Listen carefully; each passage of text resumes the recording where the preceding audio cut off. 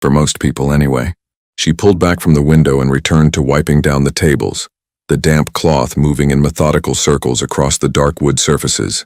The scent of cleaning solution mixed with the lingering aroma of garlic, tomato sauce, and fresh basil that had filled Rossini's Italian restaurant just hours ago.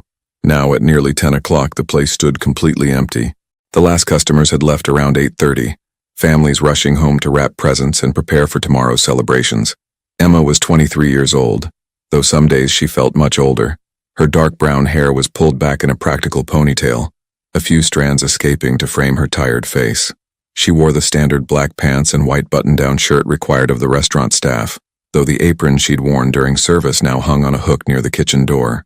Her brown eyes, usually bright and observant, carried a certain heaviness tonight, the weight of another holiday spent alone. "Emma, honey, you can head out if you want," Mr. Rossini had said earlier, his round face sympathetic as he buttoned his heavy coat. The 60-year-old owner had run this restaurant for 30 years, and he'd always been kind to her. "Your shift ended at 9. Don't worry about the last few tables." "It's okay, Mr. Rossini," Emma had replied with a small smile. "I don't have anywhere to be. Might as well finish properly." The truth behind those words stung more than she wanted to admit. She literally had nowhere to be. No family gathering awaited her. No friends had invited her to their celebrations. Her tiny studio apartment in Brooklyn would be just as empty as this restaurant, only colder and more depressing. At least here, surrounded by the remnants of other people's joy, she could pretend she was part of something. Mr. Rossini had hesitated, clearly wanting to insist she leave, but Emma had already turned back to her work. She heard him sigh, heard the jingle of keys, and then the heavy door closing behind him. The lock clicked into place. She was alone now, truly alone, with just the hum of the refrigerators in the kitchen and the soft jazz music still playing from the speakers above. Emma moved from table to table, her movements automatic after 6 months of working here. She'd been hired in June, just another struggling young woman trying to make it in the city that never sleeps. The job wasn't glamorous, waiting tables, cleaning up, dealing with difficult customers, but it paid her rent and kept food in her stomach. That was more than she'd had in some periods of her life.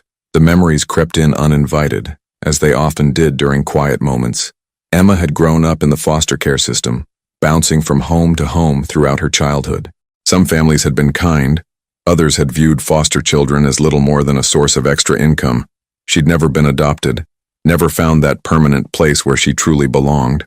At 18, she'd aged out of the system and found herself completely on her own. College had been a dream she'd chased for 2 years, working multiple jobs and taking classes at a community college. But when her hours got cut at one job and her roommate suddenly moved out, leaving her with double the rent, Emma had been forced to drop out. She'd moved to New York 2 years ago with $500 and a backpack full of everything she owned, convinced that somehow in this massive city she'd find her place. She hadn't found it yet. Emma paused at the window again, watching a family walk past outside.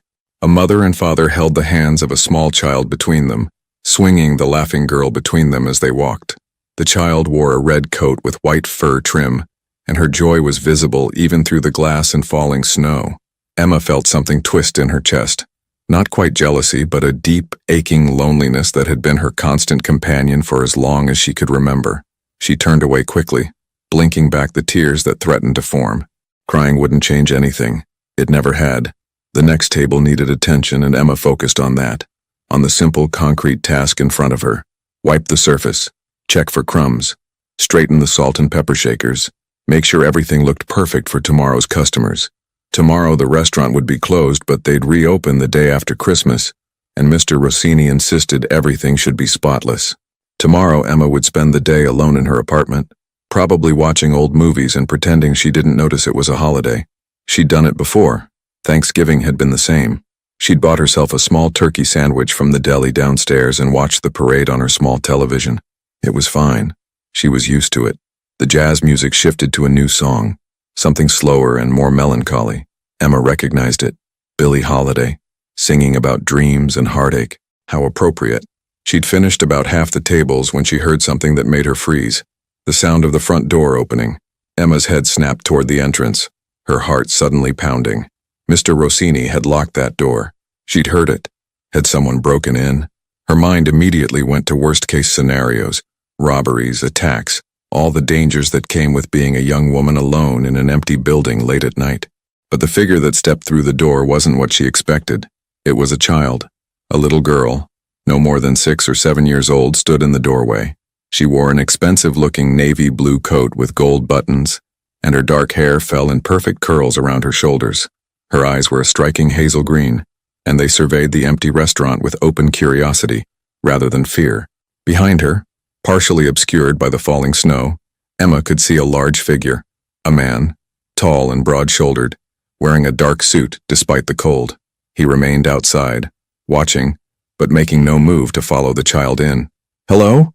Emma called out, her voice uncertain. She set down her cleaning cloth and moved toward the front of the restaurant. "I'm sorry, but we're closed. How did you—" "The door was open," the little girl said matter-of-factly. Her voice carried a slight accent, something that suggested Italian heritage, matching the elegant way she carried herself. "I saw the lights on. Are you working?" Emma glanced at the door, confused.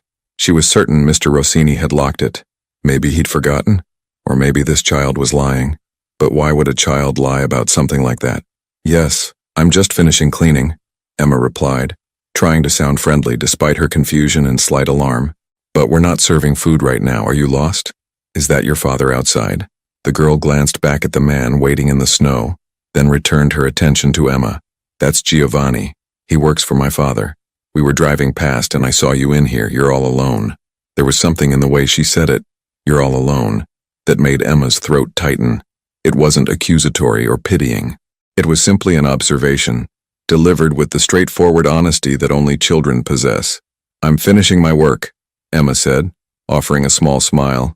"What's your name, sweetheart?" "Sophia." The girl took a few steps further into the restaurant, her expensive leather shoes clicking softly on the tile floor. "Sophia Valentino. What's your name?" "I'm Emma. Emma Martinez." She watched as Sophia moved between the tables, running her small hand along the backs of chairs as she went. "It's very late for a little girl to be out. Shouldn't you be home? It's Christmas Eve." "I know what day it is," Sophia replied, stopping at one of the tables Emma had just cleaned. She looked up at Emma with those unnervingly perceptive eyes. "We were coming back from visiting my grandmother. She lives in Connecticut. My papa always takes me to see her on Christmas Eve." Emma nodded slowly. The child seemed perfectly safe, perfectly comfortable, but there was something unusual about this situation. The expensive clothes, the bodyguard waiting outside, the casual way Sophia spoke about her father and grandmother. It all suggested wealth and privilege beyond anything Emma had ever known. "That sounds nice," Emma said gently. "Your grandmother must love having you visit." Sophia's expression shifted slightly, a shadow passing across her young face. "She talks about my mama a lot. My mama died when I was 4. I don't remember her very much, but Nona, that's my grandmother, she tells me stories." The words hit Emma harder than she expected. This beautiful little girl, dressed like a princess, standing in an empty restaurant on Christmas Eve, talking about her dead mother with the kind of matter-of-fact sadness that suggested she'd learned to live with the grief. "I'm so sorry, Sophia," Emma said softly, kneeling down so she was at eye level with the child. "That must be very hard." Sophia shrugged, a gesture too adult for her small frame. "Papa says Mama is watching over us. I like to think that's true."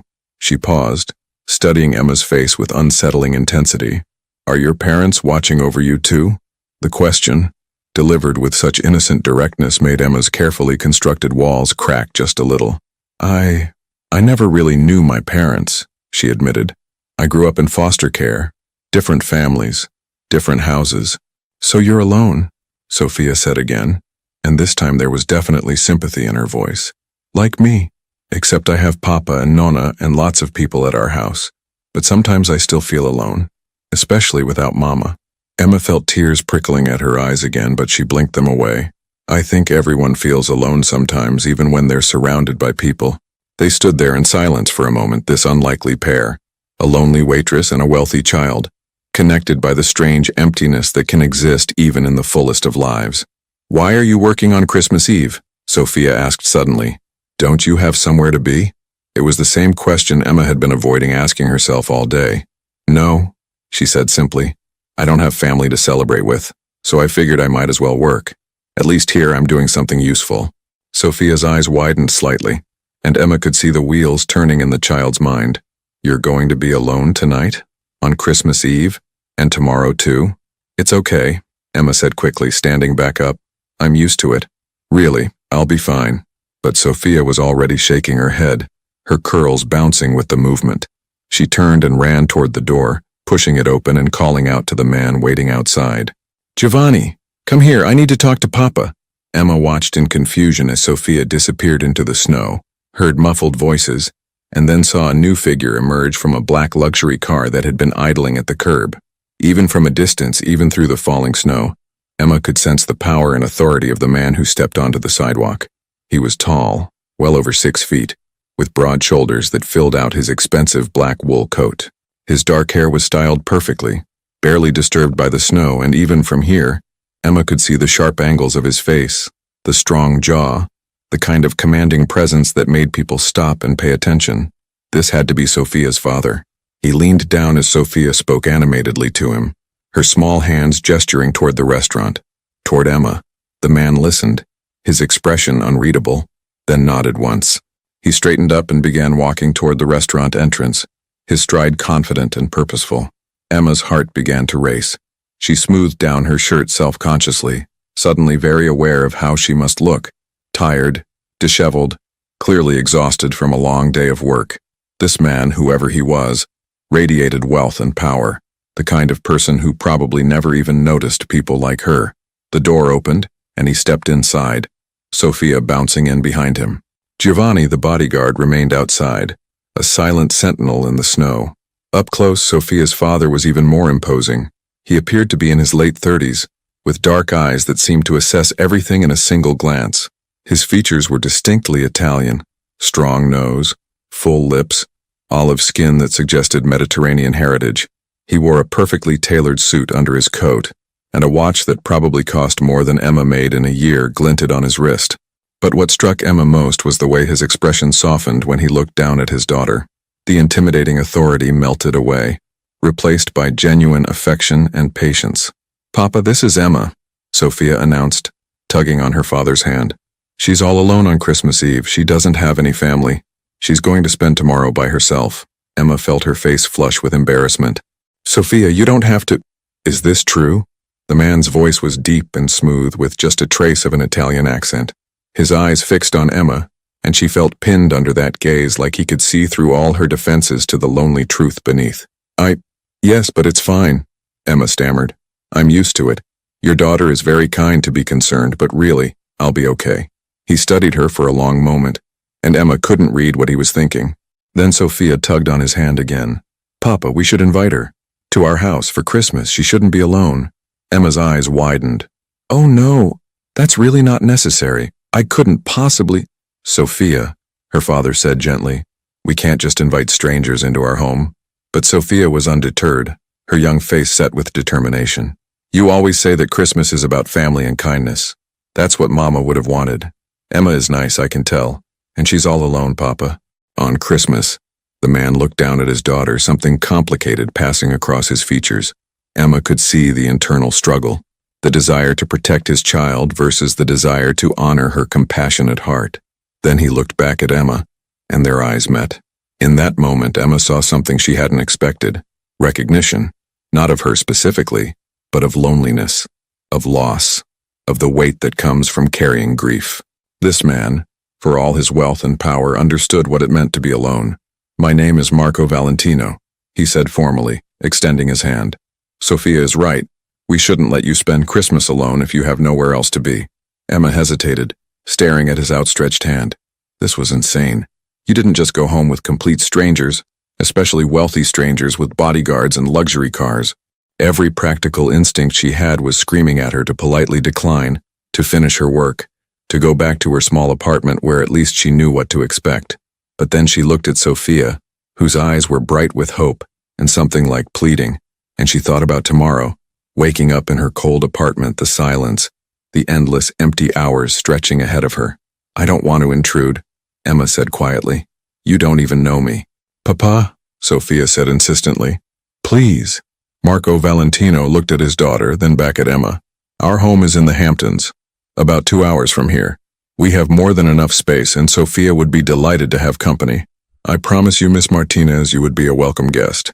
There was sincerity in his voice beneath the formal politeness, and something else, Perhaps a recognition that sometimes the most important kindnesses are the ones extended to strangers. Emma swallowed hard, her mind racing. This was crazy. This was potentially dangerous. She knew nothing about these people except that they were clearly very wealthy and very something. There was an edge to Marco Valentino, something beneath the polished exterior that suggested he wasn't just any businessman. But Sophia was looking at her with such hope, and Emma was so tired of being alone. I would need to tell my landlord, she heard herself saying. And I'd need to get some things for my apartment. Sophia's face lit up like a Christmas tree, and even Marco's serious expression softened into something that might have been approval. Of course, he said. We can arrange that. Giovanni can drive you to collect whatever you need.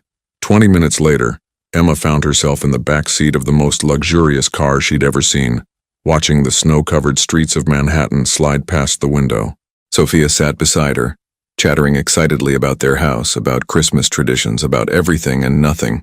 Marco sat in the front passenger seat, occasionally glancing back at them in the rearview mirror. Giovanni drove in silence, his eyes constantly scanning their surroundings with professional vigilance. Emma had grabbed a small bag of clothes from her apartment, left a note for her landlord, and locked the door on her lonely little life, at least for tonight, at least for Christmas. She had no idea what awaited her at the Valentino estate, no idea who these people really were, no idea if she was making the best decision of her life or the most foolish one. But as Sophia reached over and squeezed her hand, as the warm car carried her away from the cold, empty night, Emma decided that maybe, just maybe, some risks were worth taking. After all, what did she have to lose? The city lights began to fade as they headed toward the highway, and Emma watched them disappear, feeling like she was leaving behind one version of her life and driving toward something completely unknown. Are you scared? Sophia asked suddenly, her intuitive eyes watching Emma's face. Emma considered lying, but something about this child demanded honesty. A little, she admitted. Sophia nodded wisely. That's okay. Sometimes the best things are a little bit scary at first. Papa says being brave means doing things even when you're afraid. From the front seat, Emma saw Marco's shoulders tense slightly at his daughter's words, as if he were reminded of lessons he'd taught her about courage and fear. The snow continued to fall as they drove through the night, leaving the city behind, heading toward a future Emma couldn't have imagined just hours ago. She thought about the empty restaurant, about the tables she'd been cleaning, about how just one small girl saying, "You're all alone," had changed the entire trajectory of her Christmas, and maybe her life. She closed her eyes briefly, feeling the warmth of the car, hearing Sophia's happy chatter, and for the first time in longer than she could remember, Emma allowed herself to feel something like hope. Whatever came next, at least she wouldn't be alone tonight. The drive seemed to stretch on forever, though Emma knew from the dashboard clock that barely 90 minutes had passed. Sophia had finally fallen asleep about halfway through the journey, her head resting against Emma's shoulder, her breathing soft and steady. Emma hadn't moved, afraid to wake the child, acutely aware of the trust this little girl had placed in her, a complete stranger. Through the window, Emma watched as the urban landscape gradually gave way to suburbs, then to darker stretches of highway bordered by snow-covered trees. The further they drove from the city, the more surreal this entire situation felt. What was she doing? Getting into a car with people she didn't know, driving to some mansion in the Hamptons, all because a 6-year-old had invited her? Yet here she was. We're almost there, Marco said from the front seat, his voice low to avoid waking Sophia. It was the first thing he'd said in nearly an hour. The estate is just beyond this next turn. Emma nodded, then realized he probably couldn't see her in the darkness. Okay, she whispered back. Giovanni turned off the main road onto a smaller lane, barely visible through the falling snow. The trees grew denser here, their branches heavy with white. Then, emerging from the darkness, Emma saw them. Massive iron gates, at least 12 feet tall, with elaborate scrollwork and the letter V worked into the design. A security booth stood to the left of the gates, and a man in a dark uniform stepped out as they approached. Giovanni rolled down his window and the guard leaned in, his eyes scanning the interior of the car before nodding. He pressed something, and the gates began to swing open with barely a sound. Emma's heart began to beat faster. Those gates, that security. This wasn't just wealth. This was something else entirely. The driveway stretched ahead of them, lined with lamp posts that cast golden pools of light on the pristine white snow. Emma could see manicured grounds even beneath the winter covering, and in the distance, Lights began to appear. Many lights. Then the house came into view, and Emma's breath caught in her throat. It wasn't a house. It was an estate, a massive 3-story structure of pale stone and large windows, with a circular driveway that curved around an elaborate fountain. The architecture was classical Italian, with arched windows, wrought iron balconies, and what looked like statuary positioned along the roofline. Warm light poured from nearly every window, making the building glow against the snowy night like something from a fairy tale. "Oh my God," Emma whispered, unable to stop herself. Sophia stirred at the sound of her voice, blinking sleepily. "We're home," she murmured, lifting her head from Emma's shoulder. "Do you like it?" It's beautiful," Emma managed, which felt like a massive understatement. The place looked like it belonged in a magazine spread about European estates not tucked away in the Hamptons.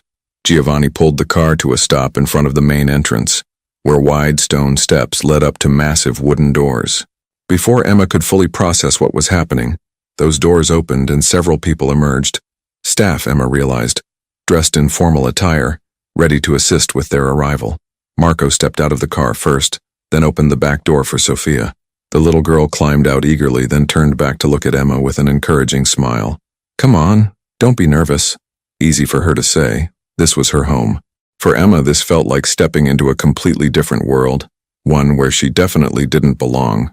But she took a deep breath and slid across the seat, accepting Marco's offered hand as she stepped out into the cold night air. His grip was firm and steady, and when their eyes met briefly, Emma thought she saw understanding there, perhaps an awareness of how overwhelming this must be for her. "Welcome to our home, Miss Martinez," he said formally, though his tone was warmer than it had been in the restaurant. A woman in her 50s appeared at the top of the steps, her silver hair pulled back in an elegant bun. She wore a simple but expensive-looking black dress, and her bearing suggested she ran this household with efficient precision. "Mrs. Chen, this is Miss Emma Martinez," Marco said as they climbed the steps. "She'll be our guest for the holidays. Please prepare the blue guest suite for her." Mrs. Chen's expression remained professionally neutral, though Emma caught the briefest flicker of surprise in her eyes. "Of course, Mr. Valentino. Welcome, Miss Martinez. I'm the head housekeeper. If you need anything at all during your stay, please don't hesitate to ask." "Thank you," Emma said softly, feeling completely out of her depth. They stepped through the entrance into a foyer that took Emma's breath away all over again. The floor was polished marble, with an intricate inlaid pattern. A grand staircase swept upward, its railings gleaming dark wood with ornate metalwork. Crystal chandeliers hung from the high ceiling, casting prismatic light across everything. Fresh flowers, white lilies and red roses, stood in arrangements on antique tables flanking the entrance. This wasn't just wealth, this was generational wealth, old money, the kind of affluence Emma had only ever seen in movies. "Sophia, it's past your bedtime," Marco said gently, placing a hand on his daughter's shoulder. "Mrs. Chen will help you get ready for bed." "But Papa, I want to show Emma around," Sophia protested, though Emma could see the exhaustion in her eyes. "Tomorrow," Marco promised. "Miss Martinez isn't going anywhere. She'll be here in the morning and you can show her everything then." Sophia turned to Emma, her expression worried. "You promise you'll still be here tomorrow?" The question broke Emma's heart a little. This child, who had everything money could buy, was still afraid of people leaving. "I promise," Emma said, meaning it. "I'll be right here when you wake up." Satisfied, Sophia allowed Mrs. Chen to lead her toward the stairs, but she turned back twice to wave at Emma, as if needing to confirm she was still there.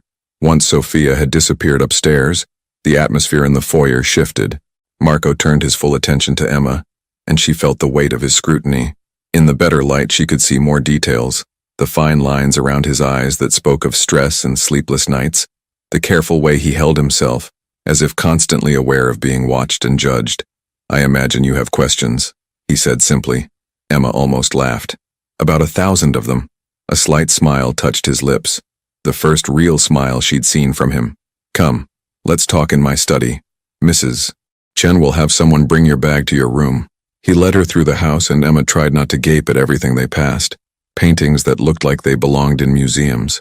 Furniture that was clearly antique and probably priceless. Rooms that seemed to go on forever, each more elegantly appointed than the last. The study was toward the back of the house, a wood-paneled room lined with bookshelves and dominated by a massive desk. A fire crackled in the fireplace, and comfortable leather chairs faced the warmth. Marco gestured for Emma to sit, then moved to a small bar cart. "Would you like something to drink? Wine? Coffee?" he asked. "Coffee would be great, actually," Emma admitted. "I don't think I could sleep right now if I tried." He smiled again, slightly wider this time. "I understand the feeling." He pressed a button on the wall, and moments later, a young man in staff uniform appeared. Marco requested coffee, then settled into the chair across from Emma, the firelight playing across his features. "I should explain who we are," he began, "and what you've walked into." Emma's stomach tightened. "Okay. My family has been in America for 3 generations, Marco said carefully. "My grandfather came from Sicily in the 1950s. He built a successful import-export business, legitimate, legal, profitable. My father expanded it, and I've continued that expansion. We deal primarily in Italian goods, wines, olive oils, specialty foods, textiles." He paused as the staff member returned with a tray bearing coffee and delicate pastries. Once they were alone again, Marco continued. "However, my family also has connections, business relationships that go beyond simple commerce. We are what you might call a traditional Italian family, with all that implies." Emma's mouth went dry. He was basically admitting they were connected to organized crime, though not in those exact words. The bodyguard, the security, the massive estate, it all made horrible sense now. "I'm telling you this because you're in my home, around my daughter, and you deserve to know the truth," Marco said, his eyes never leaving hers. "I run legitimate businesses. I don't involve myself in anything illegal, but I can't control what my father did, or my grandfather, or what certain relatives choose to do. The name Valentino carries weight, and not all of it is about wine and olive oil." "Why are you telling me this?" Emma asked, her voice barely above a whisper. "I'm nobody, just a waitress you met a few hours ago." "Because Sophia has already bonded with you," Marco replied, "and because I saw something in you tonight, something that made me trust my daughter's instincts. She's rarely wrong about people."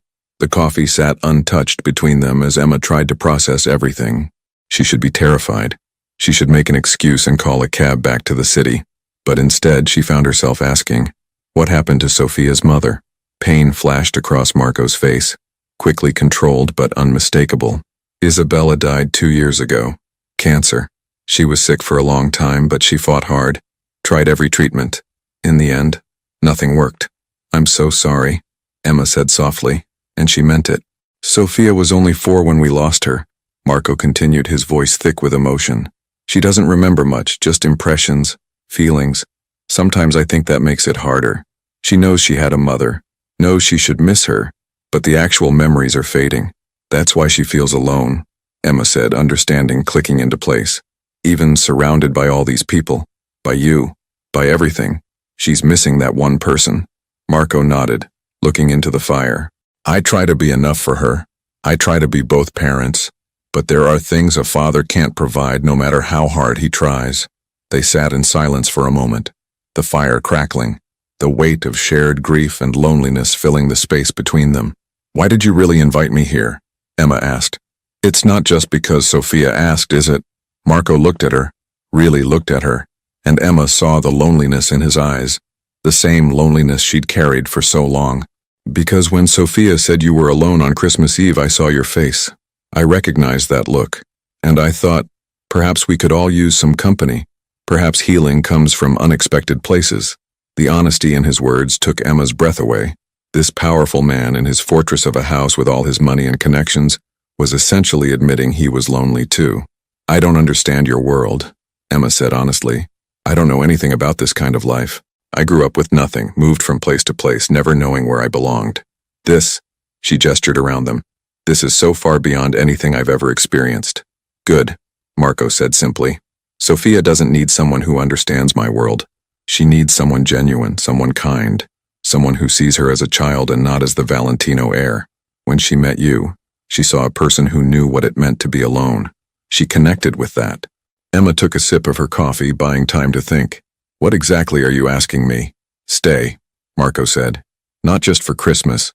Stay as Sophia's companion, her tutor if you will. She's homeschooled. We have a teacher who comes 3 times a week. But that's not enough. She needs someone present, someone who can be there for her day to day.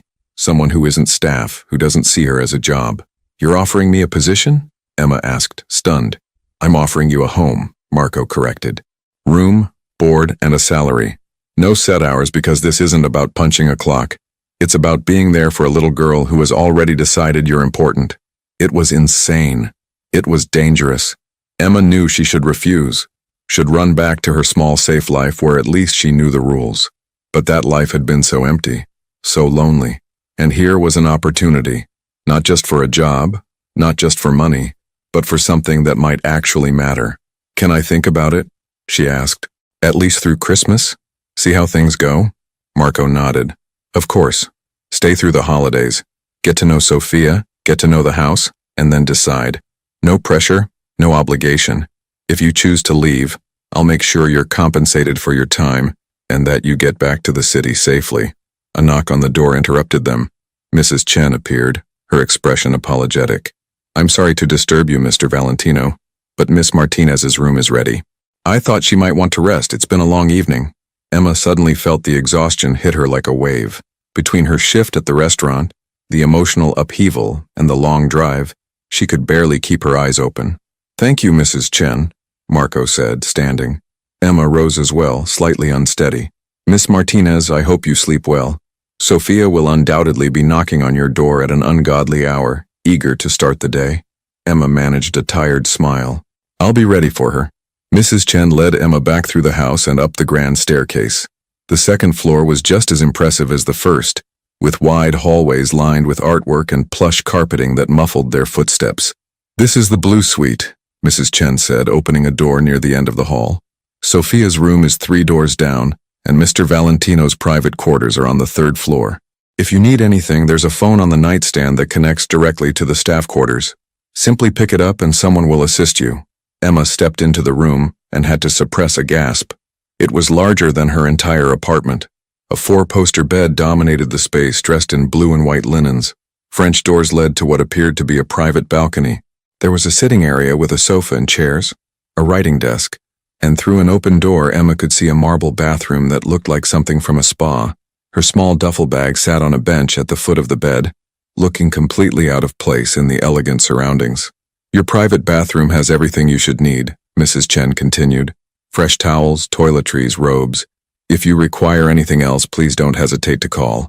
Breakfast is typically served at 8, but given the late hour, you're welcome to sleep in.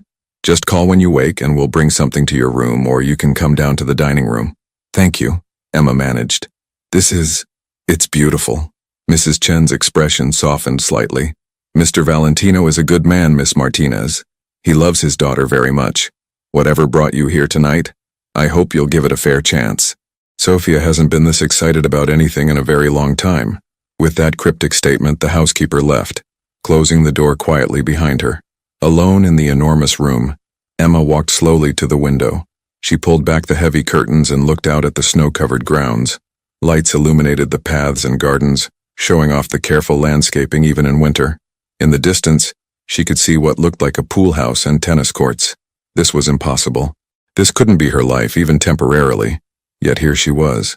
Emma found her phone in her bag and saw several missed calls from Mr. Rossini, probably worried about her leaving the restaurant.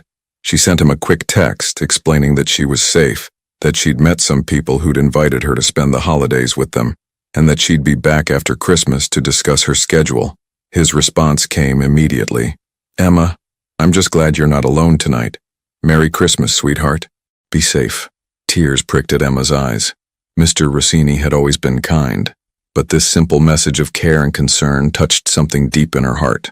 She got ready for bed in the luxurious bathroom, feeling like an imposter using the expensive soaps and soft towels. The pajamas she'd packed, old cotton pants and a faded t-shirt, looked ridiculous in this setting, but they were comfortable, and they were hers. And right now, she needed that connection to her real life.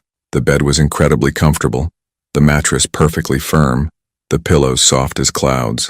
Emma turned off the lights and lay in the darkness, listening to the unfamiliar sounds of the house. Somewhere in the distance, she could hear pipes creaking. The wind whistled softly against the windows, and underneath it all, the profound silence that came with being far from the city. She thought about Marco's offer, a job, a home, a purpose beyond just surviving day to day. the chance to make a difference in a child's life, but also danger, or at least the proximity to danger. The Valentino name carried weight, Marco had said. That meant enemies, probably. It meant complications, secrets, a world where everything wasn't as straightforward as it seemed. Emma rolled onto her side, pulling the covers up to her chin. Tomorrow she would think about it more clearly. Tomorrow she would spend time with Sophia, explore this strange new world and try to figure out if this impossible opportunity was a gift or a mistake. But tonight, for the first time in as long as she could remember, Emma fell asleep knowing that when she woke up she wouldn't be alone. And maybe, just maybe, that was worth the risk. 2 weeks had passed since that snowy Christmas Eve, and Emma's life had transformed in ways she never could have imagined. She'd woken up that first morning to Sophia bursting into her room at 7:30, pajamas still on, eyes bright with excitement about showing Emma everything, and Sophia had meant everything. The estate was even more impressive in daylight. The grounds stretched over 15 acres with manicured gardens currently sleeping under snow, a heated pool enclosed in glass, tennis courts, and even a small greenhouse where Mrs. Chen grew fresh herbs year-round. Inside, the house had 23 rooms, each more elegant than the last. But what struck Emma most wasn't the wealth. It was the warmth that Sophia brought to these grand spaces. The little girl had claimed Emma immediately, dragging her from room to room, chattering about memories, about her favorite hiding spots, about where her mother used to sit and read.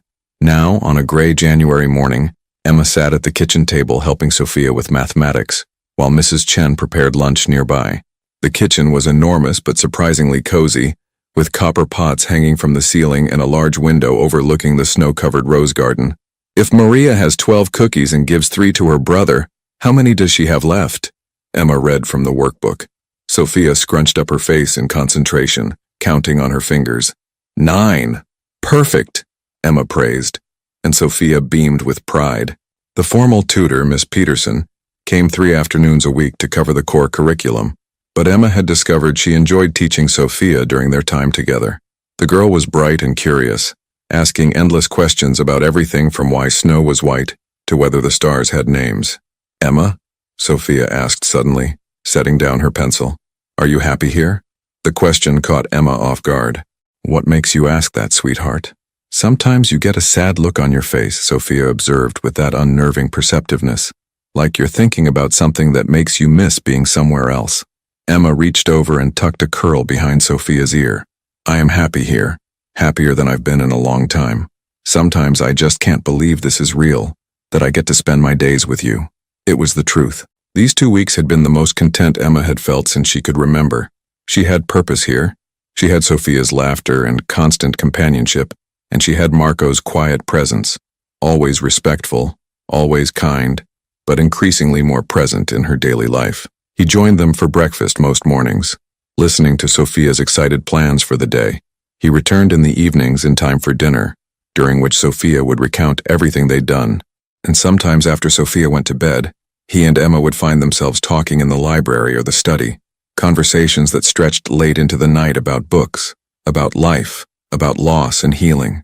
Emma had felt something shifting between them, something neither acknowledged but both seemed aware of, a connection, a pull, an understanding that went beyond employer and employee. Can we build a snowman after lunch?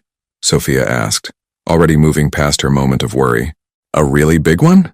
Absolutely, Emma agreed. We'll make the biggest snowman this estate has ever seen.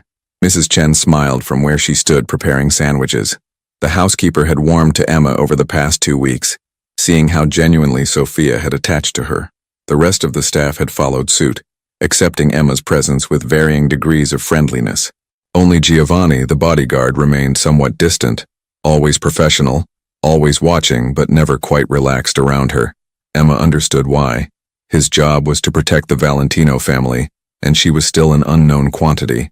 After lunch, Emma bundled Sophia into her coat, hat, and mittens, and they ventured into the cold afternoon. The snow was perfect for packing, and they worked together rolling massive snowballs across the lawn. They were halfway through constructing their snowman when Emma heard the crunch of tires on the driveway. She looked up to see a black SUV pulling up to the house, not one of the Valentino vehicles. 2 men got out, both wearing expensive suits and carrying themselves with the kind of confidence that suggested they were accustomed to getting their way. Giovanni appeared immediately from somewhere, positioning himself between the men and where Emma stood with Sophia. Two other security personnel Emma had seen around the estate materialized as well, flanking Giovanni. "Sophia, let's go inside," Emma said quickly, her instincts screaming that something was wrong. But Sophia had frozen, staring at the men. "That's Mr. Caruso," she whispered. "Papa doesn't like him." Before Emma could react, Marco emerged from the house, his expression hard and controlled. He said something to Giovanni, then walked down the steps to meet the visitors. The conversation was too far away for Emma to hear, but body language spoke volumes. Marco stood rigid. The other men gestured emphatically, voices rising slightly. "Come on, sweetheart," Emma urged gently, taking Sophia's hand. "Let's go get hot chocolate." This time Sophia allowed herself to be led inside, but she kept looking back at her father, worry creasing her small face.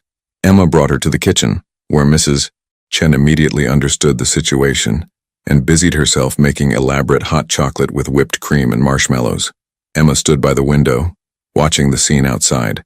The conversation looked tense, occasionally heated, but remained civil. After about 10 minutes, the visitors returned to their SUV and drove away. Marco stood watching them go, his shoulders tight with tension, before turning back toward the house. He came into the kitchen, and Sophia immediately ran to him. "Papa, are you okay?" Marco softened instantly, lifting his daughter into his arms. "I'm fine, Piccola. Just some boring business discussion. Nothing for you to worry about." But his eyes found Emma's over Sophia's head, and she saw the strain there, the carefully controlled anger. Whatever that meeting had been about, it hadn't been boring or routine. That evening, after Sophia had been tucked into bed, Marco found Emma in the library. She'd been reading or trying to read, unable to shake the unsettled feeling from that afternoon. "I owe you an explanation," he said without preamble, closing the door behind him. Emma set down her book. "You don't owe me anything." "Yes, I do." He moved to pour himself a drink from the bar cart, then seemed to think better of it and sat down across from her instead. "What you saw today? That was the Caruso family. They're business associates. Or they were." "Were?" Emma prompted when he fell silent. "There's a territorial dispute," Marco said carefully. "Nothing violent, nothing illegal, but a disagreement about business operations in certain areas of the city. The Carusos believe they have claim to certain opportunities. I disagree." "And they came here to your home to discuss this?" Emma asked, remembering the tension, the barely concealed hostility. "They came here to intimidate," Marco corrected, his voice hardening. "To remind me that I have a daughter, that I have things to protect. It's an old tactic, showing up at someone's home, making them feel vulnerable." Emma felt cold despite the warmth of the library. "Are we in danger? Is Sophia?" "No," Marco said firmly. "I have extensive security. Giovanni and his team are highly trained, and the Carusos aren't violent. They're businessmen who occasionally forget the boundaries of professional discourse. But I won't lie to you, Emma. This is the reality of my world. There are always negotiations, always pressures, always people testing limits." Emma absorbed this, thinking about Sophia's innocent joy in building snowmen, about the peaceful rhythms of their days together. "Does this happen often?" "More than I'd like," Marco admitted. "Less than it used to when my father was alive and things were more complicated. I've worked hard to legitimize our operations, to distance us from the less savory aspects of the family legacy. But the name still carries weight, and with it comes expectations and challenges." He looked at her directly, his dark eyes intense. "I told you that you could leave at any time. I meant it. If this is too much, if you feel unsafe or uncomfortable, I'll arrange for you to return to the city tomorrow. No hard feelings, no judgment." Emma thought about her tiny apartment, about going back to serving tables, about the loneliness that had been her constant companion. Then she thought about Sophia's laughter, about the way the little girl's face lit up every morning when Emma appeared for breakfast, about the sense of purpose she'd found here. "I'm not leaving," she said quietly but firmly. "Not unless Sophia wants me to go." Something flickered in Marco's expression. Relief, gratitude, and something else Emma couldn't quite name. "She would be devastated if you left. She talks about you constantly. You've become enormously important to her in a very short time." "She's become important to me too," Emma admitted. "I've never had family, never had anyone who needed me or wanted me around. Being here with Sophia, it's the first time I felt like I belonged somewhere." "You do belong here," Marco said softly. "You've brought something back to this house that's been missing since Isabella died." Light, laughter, warmth. Sophia smiles more in one day with you than she did in entire weeks before you came. They sat in comfortable silence for a moment. The only sound, the ticking of the antique clock on the mantel. What happened today won't happen again, Marco said. I've made it clear that my home is off limits. Any future discussions will take place in neutral territory, during business hours, away from Sophia and away from you. I'm not afraid, Emma found herself saying, surprising herself with the truth of it. I mean, maybe I should be, but I'm not. I trust you to keep us safe. Marco's eyes widened slightly at that simple declaration of trust. Thank you, he said, his voice rough with emotion. That means more than you know. Emma stood, suddenly aware of the lateness of the hour and the intimacy of the moment. I should get some sleep. Sophia wants to finish our snowman tomorrow and she'll be up early. Marco stood as well, and for a moment they simply looked at each other. Emma was acutely aware of how close they were standing, of the way his gaze seemed to trace her features, of the warmth radiating from him. Emma, he said softly, and her name on his lips sent a shiver through her. I'm glad you're staying. Me too, she whispered. The moment stretched, charged with possibility, before Emma forced herself to step back. This was her employer, Sophia's father, a man whose world she barely understood. Whatever she was feeling, attraction, connection, possibility, it was complicated by 1,000 factors. Good night, Marco, she said, deliberately using his first name for the first time. Good night, Emma, he replied, and the small smile on his face suggested he'd noticed the shift.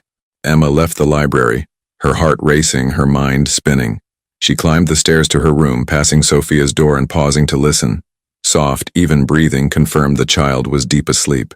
In her own room, Emma changed for bed and stood at the window, looking out at the moonlit snow.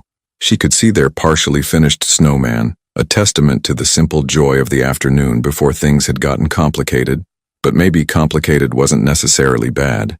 Maybe complicated meant real, meant substantial, meant something worth navigating.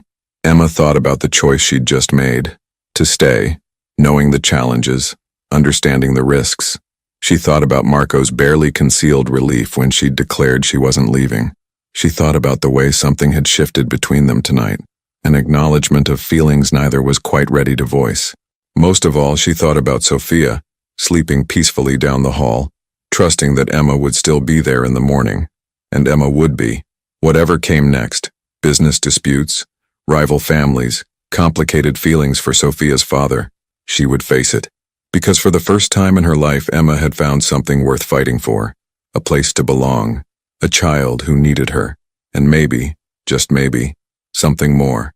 3 weeks had passed since the Caruso family's unwelcome visit, and the tension in the household had been palpable. Emma had watched Marco become increasingly stressed, taking calls at odd hours, disappearing into his study for long meetings with men in expensive suits who arrived and departed with military precision. Giovanni's team had increased their presence around the estate. There were more security patrols, more cameras, more vigilance. Sophia had noticed, asking questions that Marco deflected with practiced ease, but Emma could see the worry in the little girl's eyes. It was late February now, the snow beginning to melt into muddy patches across the grounds. Emma stood in the greenhouse with Sophia, helping her plant seeds in small pots, a project Miss Peterson had assigned for science class. These will be tomatoes, Sophia said carefully, pressing a seed into the soil. And we can make sauce with them, like Nonna taught me. That sounds wonderful, Emma encouraged, though her mind was partly on Marco, who'd been locked in his study with 3 other men for the past 4 hours. Mrs. Chen appeared at the greenhouse door, her expression troubled. Miss Martinez, Mr. Valentino is asking for you, in his study. Emma's heart skipped. Marco never interrupted her time with Sophia unless it was important. Of course. Sophia, can you keep planting? I'll be right back.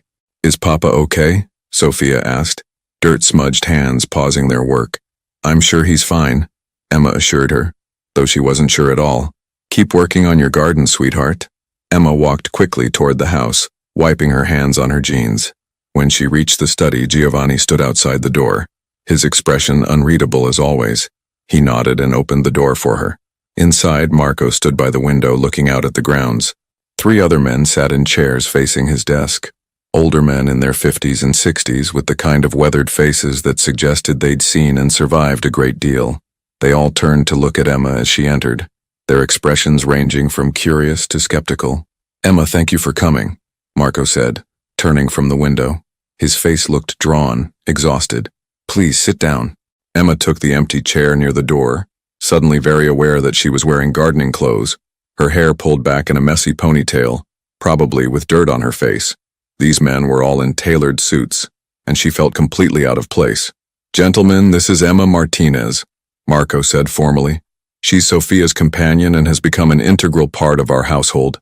Emma, these are my advisors, Mr. Benedetti, Mr. Russo, and Mr. DeLuca. They help me manage various aspects of the family business. The men nodded politely, though Emma could see them assessing her, wondering why she'd been called to what was clearly a serious business meeting. The situation with the Caruso family has escalated, Marco said without preamble. They've made it clear they won't back down from their territorial claims. They're pressuring our suppliers, undercutting our prices and spreading rumors designed to damage our reputation with our business partners. Emma listened, her stomach tightening. This sounded more serious than she'd realized. We have options, Mr. Benedetti said, his voice gravelly with age. We could apply counter-pressure, make things difficult for their operations. We have the resources and connections to do so. That would lead to escalation, Marco replied firmly. Tit for tat, back and forth until someone makes a mistake and things turn genuinely hostile. I won't have that. Not with Sophia in this house. Not anymore. Then what do you propose? Mr. Russo asked. We can't simply concede. That would make us look weak. Invite more challenges from others. Marco was silent for a moment, his jaw tight with tension. I'm considering a negotiated settlement. A compromise that gives them some of what they want while protecting our core interests. The three advisors exchanged glances. Mr. DeLuca spoke up, his tone cautious. Marco, your father would never have compromised. Your grandfather certainly wouldn't have. The Valentino name stands for strength, for holding our ground. My father is dead, Marco said bluntly. My grandfather is dead, and I'm not interested in maintaining traditions that put my daughter at risk. Times change. Business evolves. We can be strong and still be willing to negotiate. Some will see it as weakness, Mr. Benedetti warned. Let them, Marco said. I'd rather be seen as weak and have Sophia sleep safely than be seen as strong and live in constant fear of retaliation. Emma felt a surge of respect for Marco in that moment. He was willing to sacrifice his pride, his reputation for his daughter's safety. That took more courage than any aggressive posturing. Why did you call me here? Emma asked quietly. I don't understand what this has to do with me. Marco looked at her and something in his expression made her breath catch. Because over the next 48 hours I need to meet with the Caruso family to negotiate this settlement. It will require me to be away from the estate for extended periods, possibly overnight. I need to know that Sophia is safe, that she's with someone I trust completely. Of course, Emma said immediately. I'll stay with her every moment. You don't even need to ask. There's more, Marco continued. If negotiations fail, if things become hostile, there's a small possibility, very small but real, that someone might try to use Sophia or someone close to her as leverage. Giovanni will be with me during negotiations, but I'm leaving additional security here. I need you to follow their instructions without question if they tell you something is wrong. The seriousness of his tone sent a chill through Emma. This wasn't hypothetical anymore. This was real danger, real risk. I understand, she said, her voice steady despite her fear. I'll protect her, I promise. Marco crossed the room and knelt in front of her chair, taking her hands in his. The gesture surprised her, and clearly surprised his advisors as well, based on the looks they exchanged. Emma, if at any point you feel unsafe, if you want to take Sophia and leave with the security team to a safe location, you have my permission to do so. Your judgment, your instincts, I trust them completely. Emma looked into his eyes and saw the fear there, carefully controlled but unmistakable. He was terrified for his daughter, yet he was doing what he believed was necessary to keep her safe long-term. We'll be fine, Emma said firmly. Go do what you need to do. Sophia and I will be here when you get back. Marco squeezed her hands, then stood. Thank you, he said quietly. Then to his advisors, Gentlemen, let's finalize the proposal. Emma left the study, her mind racing. She found Sophia still in the greenhouse, having finished planting all her seeds and now drawing pictures of what she hoped they'd grow into. Is everything okay? Sophia asked, looking up with those perceptive eyes. Everything's fine, Emma assured her, sitting down beside the little girl. Your papa has some important business to handle over the next couple of days. He'll be gone quite a bit. But you and I get to have extra time together. What should we do? Sophia considered this. Can we bake cookies and watch movies and maybe build a fort in the library? All of that sounds perfect, Emma said, pulling Sophia into a hug. We're going to have the best 2 days ever. That evening, Marco left the estate in one of the SUVs, Giovanni in the front seat, 2 other security personnel following in a second vehicle. He'd said goodbye to Sophia with extra long hugs and kisses, promised he'd call before bedtime, and then pulled Emma aside for a private moment. My phone will be on, he'd told her quietly. If anything at all seems wrong, you call me immediately, and if I don't answer, you call Giovanni. The safe room is in the basement, behind the wine cellar. All the staff know the location. If there's any threat, you take Sophia there and you don't come out until I personally come to get you. Marco, we'll be fine, Emma had said, though his intensity was making her increasingly nervous. He'd looked at her for a long moment and she'd seen something in his eyes beyond fear for his daughter. Something personal, something directed at her specifically. Be safe, Emma. Both of you. Please. Then he'd left, and Emma had felt the absence of his presence like a physical weight. The first evening passed peacefully. Emma and Sophia baked chocolate chip cookies, making an enormous mess in the kitchen that Mrs. Chen good-naturedly helped clean up. They watched an animated movie, built an elaborate fort in the library using couch cushions and blankets, and had a tea party with Sophia's stuffed animals. When bedtime came, Sophia was reluctant to go to sleep. I don't like when Papa's not here, she admitted quietly as Emma tucked her in. I know, sweetheart, Emma said, brushing hair from Sophia's forehead, but he'll call in just a few minutes to say goodnight, and I'm right down the hall if you need anything. Will you stay until I fall asleep? Sophia asked. Of course. Emma sat in the chair beside Sophia's bed holding the little girl's hand. True to his word, Marco called at 8:30. Emma handed the phone to Sophia, who chatted with her father about cookies and movies and all the fun they'd had. When she hung up, she seemed more settled. Papa says he loves me to the moon and back, Sophia reported, snuggling into her pillows. That's what Mama used to say too. That's because it's true, Emma said softly. You're very loved, Sophia. Within 20 minutes, Sophia was asleep. Emma stayed a few minutes longer, just watching the child's peaceful face, feeling the weight of the responsibility Marco had placed in her. Then she quietly left, leaving the door cracked open so she'd hear if Sophia called. The house felt different with Marco gone, quieter, emptier, despite the staff moving through their evening routines. Emma walked the halls, too restless to sleep, and found herself in Marco's study. She shouldn't be in here probably, but she couldn't help herself. The room smelled like him, expensive cologne, leather, and something uniquely Marco. Emma sat in his chair behind the desk, running her fingers along the wood surface, and tried not to think about how much he'd come to care for this man in such a short time. It was more than attraction, more than gratitude for the opportunity he'd given her. It was genuine affection, respect, and something deeper that Emma was afraid to name. She thought about his hands holding hers earlier, about the way he looked at her sometimes when Sophia wasn't watching, about the late-night conversations where they'd shared pieces of their pasts and their hopes for the future. This was dangerous territory. He was her employer, Sophia's father, a man whose world was so far from anything she'd known. Getting emotionally involved would complicate everything. But maybe it was already too late for warnings. Maybe her heart had made its decision weeks ago, that first night when he'd invited a lonely stranger into his home. Emma's phone buzzed with a text. Marco, everything quiet there? She smiled and typed back. Completely quiet. Sophia's asleep. We had a good day. His response came quickly. Thank you for being there. It helps me focus knowing she's with you. Emma stared at the message, reading between the lines. She typed, how are the negotiations going? Complicated, but progress is being made. I should be home tomorrow evening. We'll be waiting. Be safe. You too. Emma left the study and went to bed, but sleep was elusive. She tossed and turned, her mind full of worry for Marco, hyper-aware of every sound in the house.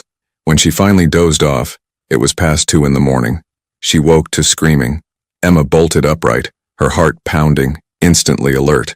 It was Sophia, crying out in fear or pain. Emma couldn't tell which. She ran from her room, nearly colliding with Mrs. Chen in the hallway, and burst into Sophia's room. The little girl was sitting up in bed, sobbing, clearly in the grip of a nightmare. Emma rushed to her, gathering her into her arms. Shh, sweetheart, it's okay. It's just a bad dream. You're safe. I'm here.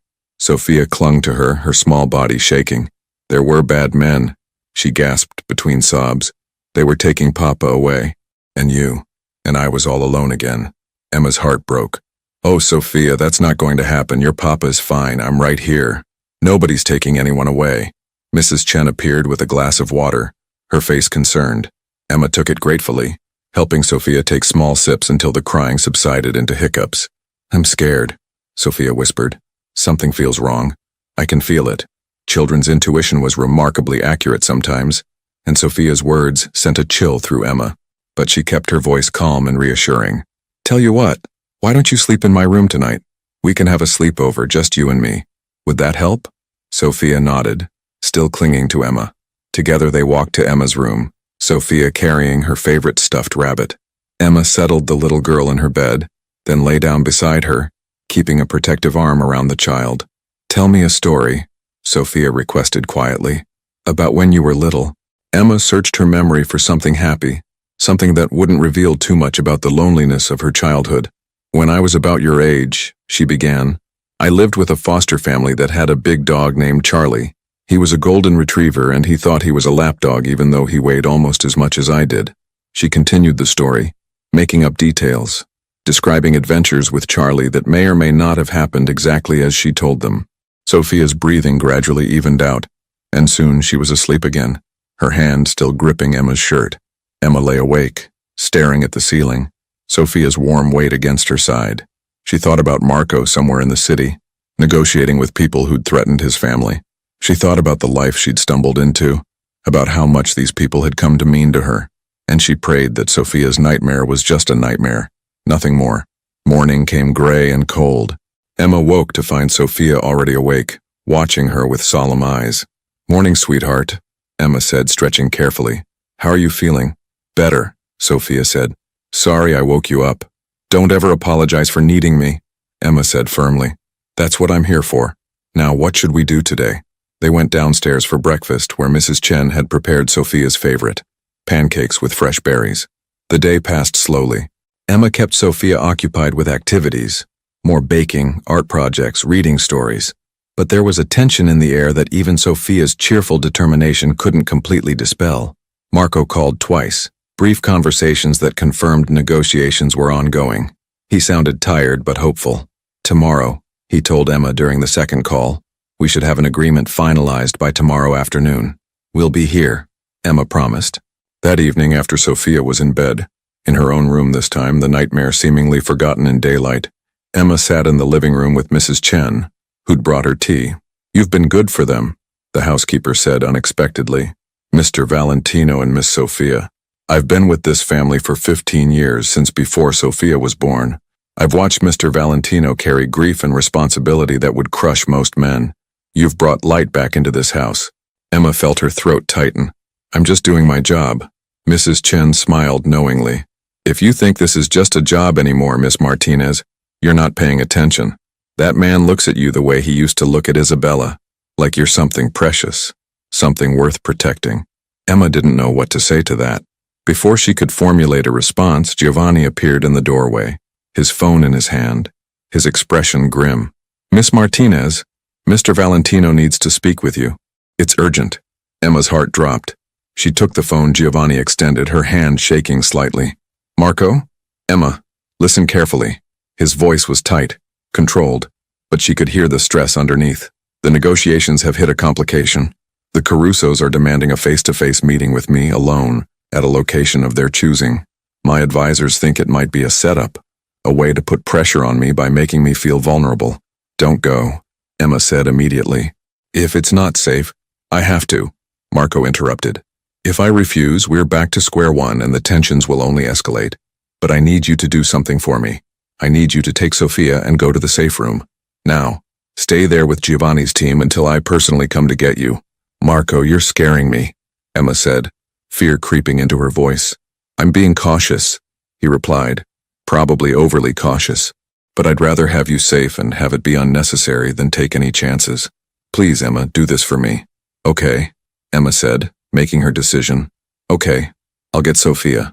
We'll go to the safe room. Thank you. I'll call you as soon as the meeting is over. It shouldn't take more than 2 hours. Emma, he paused and she heard him take a breath. Thank you. For everything. for being who you are." The line went dead before she could respond. Emma handed the phone back to Giovanni. "We need to get Sophia to the safe room." The bodyguard nodded approvingly. "I'll alert the team. Mrs. Chen will show you the way. Move quickly, but don't alarm the child if possible." Emma ran upstairs, her mind racing. She opened Sophia's door as quietly as possible, but the little girl stirred immediately. "Emma?" Sophia's sleepy voice called out. "What's wrong?" "Nothing's wrong, sweetheart," Emma said, turning on the bedside lamp. "But we're going to play a game. Your papa wants us to practice using the safe room just in case we ever need it. Like a fire drill, remember?" Sophia sat up, rubbing her eyes. She was smart enough to sense something was off, but trusting enough not to panic. "Okay. Should I bring Mr. Rabbit?" "Yes, and let's get your slippers on." Within 3 minutes they were heading downstairs. Mrs. Chen met them at the basement door, and Giovanni appeared with 2 other security personnel. One of them carried what looked like communication equipment. The other was clearly armed, though he kept his weapon discreetly positioned. The basement was finished and surprisingly comfortable, with storage rooms and a small wine cellar. Mrs. Chen led them through the wine cellar to what looked like a solid wall of brick. She pressed a specific sequence on what appeared to be decorative stonework, and a section of the wall swung inward, revealing a hidden room. The safe room was about 15 feet square, with reinforced walls, its own air filtration system, and enough supplies to last several days. There were beds, a small bathroom, communication equipment, and even some toys and books that someone had thoughtfully stocked for Sophia's sake. "This is cool," Sophia said, looking around with interest. "It's like a secret hideout." "Exactly," Emma agreed, trying to keep her voice light. "A secret hideout where we can be very safe." Mrs. Chen and one of the security personnel entered with them. Giovanni stayed outside. "I'll be right here," he said. "The door locks from the inside. Don't open it for anyone except me or Mr. Valentino. Anyone else tries to get in, you use the phone in there to call the police directly." The door closed with a heavy final sound and Emma heard the locks engage. Sophia immediately went to explore, checking out the supplies, the bathroom, the small kitchenette. She seemed to think this was an adventure, and Emma was grateful for the child's resilience. Mrs. Chen settled into a chair, her face calm but serious. "We wait," she said simply. The security guard, Emma learned his name was Robert, positioned himself by the door, monitoring communication equipment. Emma sat on one of the beds and Sophia climbed up beside her. "Is Papa okay?" the little girl asked quietly. "Your Papa is fine," Emma assured her. "He just wants to make sure we're extra safe while he finishes his business. He'll come get us as soon as he's done." Sophia nodded, accepting this, and asked Emma to read to her. Emma found a book among the supplies and began reading, her voice steady, even though her heart was racing. An hour passed, then another. Sophia eventually fell asleep against Emma's shoulder, exhausted by the late hour. Mrs. Chen dozed in her chair. Robert remained alert, occasionally speaking quietly into his radio. Emma couldn't sleep. She kept checking her phone, but there were no new messages. She thought about Marco walking into a meeting with potential enemies, without Giovanni, without his usual protection. She thought about all the things she'd never said to him, about feelings she'd been too cautious to acknowledge. At 11:47 p.m., Robert's radio crackled. Emma's head snapped up.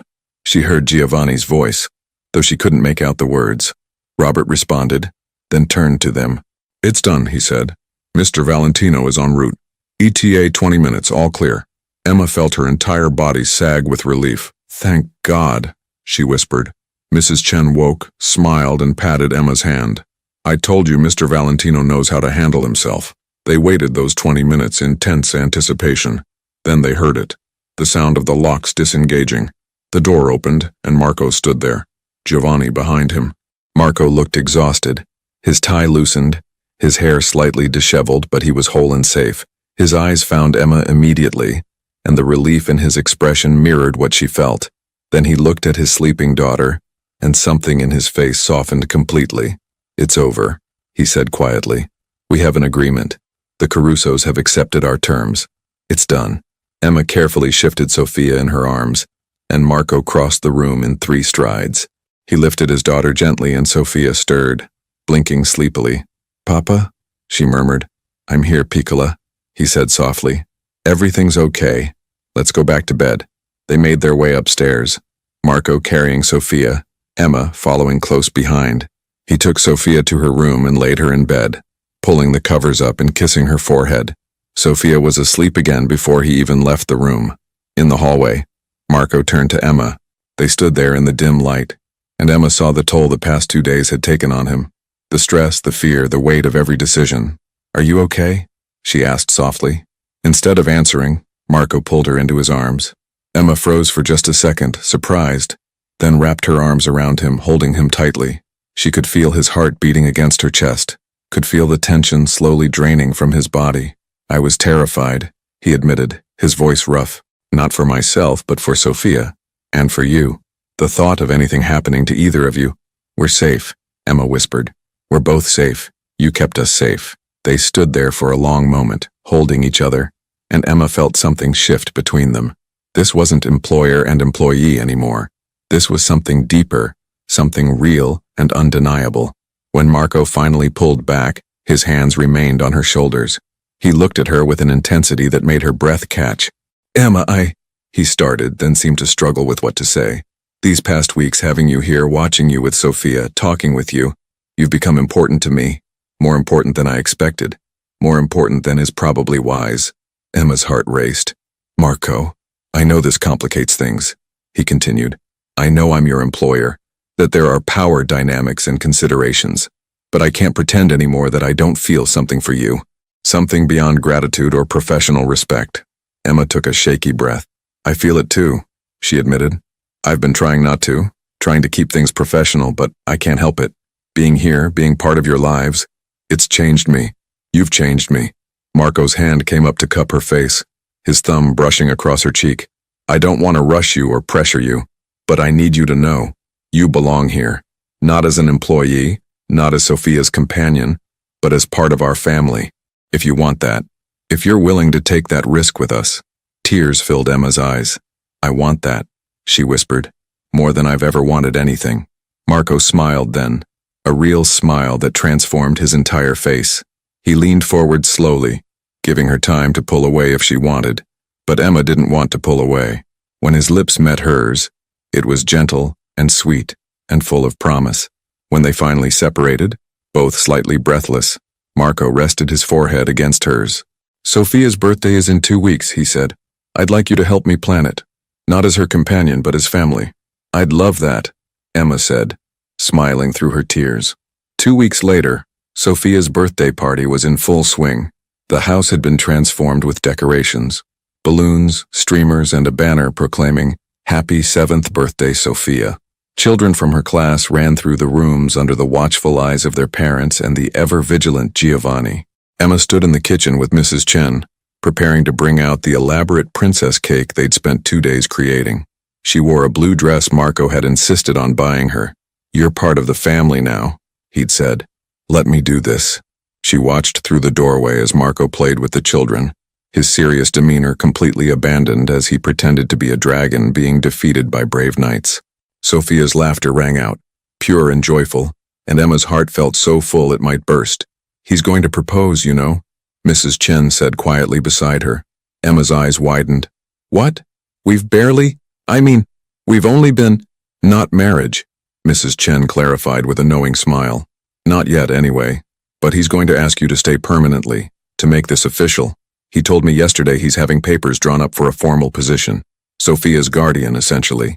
Equal say in decisions about her welfare, education, everything." Emma felt overwhelmed.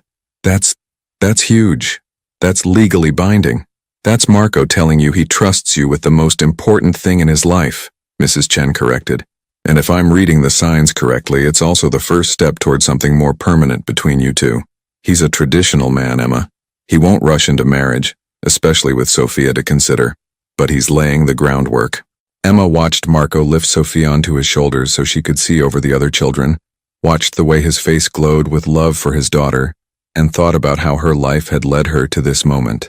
From foster care to loneliness, to a chance encounter on Christmas Eve to this, a family, a home, a place where she belonged.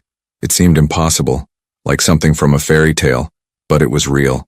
She could hear Sophia calling her name, could see Marco looking for her in the crowd, could feel the warmth and love that filled this house. "Let's bring out the cake," Emma said, smiling. "It's time to celebrate." The party was a magnificent success. Sophia declared it the best birthday ever, and her friends left with goodie bags and stories about the amazing estate where Sophia Valentino lived. After the last guest departed and Sophia had finally been convinced to go to bed, exhausted but happy, Marco found Emma on the terrace overlooking the gardens. The evening was cold but clear, stars visible in the dark sky. "Thank you," he said, coming to stand beside her, "for everything you did today." Sophia was radiant. "She deserves to be," Emma replied. "She's an amazing little girl." "She is, and much of that is because of you." Marco turned to face her fully. "Emma, these past months have shown me something I'd stopped believing was possible, that life can be full again. That joy doesn't have to be shadowed by fear or grief. That family can grow in unexpected ways." Emma's heart began to race. Was this the conversation Mrs. Chen had predicted? "I spoke with my lawyers yesterday," Marco continued. "I've had papers drawn up that would make you Sophia's legal guardian, sharing that role with me. It would give you legal standing to make decisions about her welfare, to speak for her if anything ever happened to me. It's a serious commitment, legally binding, and I wouldn't ask if I wasn't absolutely certain." "Marco," Emma breathed, overwhelmed. "I know it's fast," he said quickly. "We can wait if you need time. But Emma, you're already her guardian in every way that matters. You love her like she's your own. She loves you like a mother. I want to make that official, to give you the security and authority that role deserves." Emma felt tears streaming down her face. "Yes," she said. "Yes, of course, yes. I would be honored. I love Sophia more than I knew it was possible to love anyone."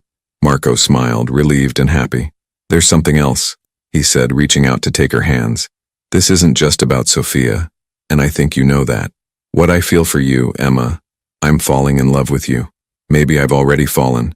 I don't want to rush you or pressure you into anything, but I need you to know that when I envision my future, you're in it, not as an employee, or even just as Sophia's guardian, but as my partner, as the woman I want by my side." Emma couldn't speak past the emotion clogging her throat. Instead, she reached up and pulled him down into a kiss, deeper and more passionate than their first, full of promise and possibility, and the kind of love that changes everything. When they finally broke apart, both breathing heavily, Marco rested his forehead against hers. "Is that a yes?" he asked with a small laugh. "That's a yes to everything," Emma whispered. "To being Sophia's guardian, to building a future together, to taking this chance on something amazing. I'm falling in love with you too, Marco. With you and Sophia and this life we're creating." They stood there under the stars, holding each other, and Emma marveled at how far she'd come from that lonely Christmas Eve. She thought about the empty restaurant, the endless sadness, the conviction that she'd always be alone. And then she thought about a 6-year-old girl with kind eyes who'd simply said, "Come home with me," and changed everything. 1 year later, Emma stood in the kitchen of Rossini's Italian restaurant, watching through the window as the dinner service wound down. It was Christmas Eve again, exactly 1 year since that fateful night, and Marco had suggested they come here to celebrate. A full circle, a way of honoring where their story began. Mr. Rossini had closed the restaurant to regular customers for the evening, and instead hosted a private dinner for the Valentino family. Sophia, now 8 and even more confident than before, sat at a table with her grandmother, Marco's mother, who'd flown in from Italy for the holidays, and who'd welcomed Emma with open arms and tears of joy. Marco came up behind Emma, wrapping his arms around her waist and resting his chin on her shoulder. "What are you thinking about?" he asked softly. "About last year," Emma admitted. "About how lonely I was. About how I thought I'd spend every Christmas Eve for the rest of my life cleaning tables and going home to an empty apartment. And now?" Marco prompted. Emma turned in his arms, looking up at the man she loved. "Now I have everything I never knew I needed. A daughter who calls me Mama. A man who loves me for exactly who I am. A family that chose me even though they didn't have to." Marco smiled and kissed her forehead. Then, to Emma's shock, he dropped to one knee right there in the restaurant kitchen, pulling a small velvet box from his pocket. "Emma Martinez," he said, his voice thick with emotion. "You walked into my life on the loneliest night, and you brought light and laughter and love. You've become the mother Sophia needed, the partner I'd stopped believing I'd ever find again. Would you do me the incredible honor of becoming my wife?" Emma's hands flew to her mouth, tears streaming down her face. Through the window she could see Sophia watching with wide, hopeful eyes. bouncing in her seat with barely contained excitement. "Yes," Emma said, laughing and crying at the same time. "Yes, 1,000 times. Yes." Marco slipped the ring onto her finger, a simple but beautiful solitaire, and stood to kiss her. Through the window they heard Sophia shriek with joy and start clapping, and Marco's mother was dabbing at her eyes with a handkerchief. They went back out to the dining room where Sophia immediately launched herself at Emma. "You're really going to be my mama?" she asked, as if needing confirmation. "Forever and ever?" "Forever and ever," Emma promised, hugging the little girl tightly. "Nothing will ever change that." Mr. Rossini brought out champagne for the adults and sparkling cider for Sophia, raising his glass in a toast. "To family," he said, his eyes twinkling. "However we find it, wherever it comes from. To the love that brings us together and the courage to embrace it." "To family," they echoed, glasses clinking in the small restaurant where it had all begun. Later that night, after they'd returned to the estate and Sophia had finally been convinced to go to bed, though only after making Emma promise 3 times that she'd still be there in the morning, Emma and Marco sat in the library, the fire crackling, their futures spread out before them like an unwritten book. "I never thought I'd marry again," Marco admitted quietly. "After Isabella died, I thought that chapter of my life was over. I thought I'd focus on Sophia and the business and that would be enough. And now?" Emma asked, snuggled against his side. "Now I know that the heart has infinite capacity for love," Marco said. "Isabella will always be part of my story, part of Sophia's story. But you, Emma, you're my future. You're proof that life can surprise us, that second chances are real, that sometimes the best things come from the most unexpected places." Emma thought about that first night, about Sophia's simple invitation, about the risk she'd taken in saying yes. "Do you think Sophia knew?" she asked, "that bringing me home would lead to all this?" Marco laughed softly. "Knowing my daughter, probably. She has always had an uncanny ability to know what people need before they know it themselves. She needed a mother, I needed a partner, and you needed a family. Sophia just put all the pieces together. She's remarkable," Emma said. "She is, and she's lucky to have you." Marco pulled Emma closer. "We both are." They sat in comfortable silence, watching the fire, and Emma reflected on the journey that had brought her here. All the lonely years, all the foster homes, all the times she'd felt invisible and unimportant. They'd led her to this moment, to this man, to this child, to this life that felt almost too good to be true. But it was true. It was real. And tomorrow morning, Sophia would wake up and run to Emma's room, soon to be Emma and Marco's room, and Emma would be there, just as she'd promised, just as she always would be. Because Emma had finally found what she'd been searching for her entire life, a place to belong, people to love, and the certainty that she was chosen, wanted, and home. She'd spent Christmas Eve alone cleaning tables, until a little girl with a kind heart had said 5 simple words that changed everything. "Come home with me." And Emma had. And in doing so, she'd discovered that sometimes family isn't about blood or biology. Sometimes it's about finding your people in the most unexpected places and having the courage to say yes when they invite you in. Emma had said yes, and it had made all the difference.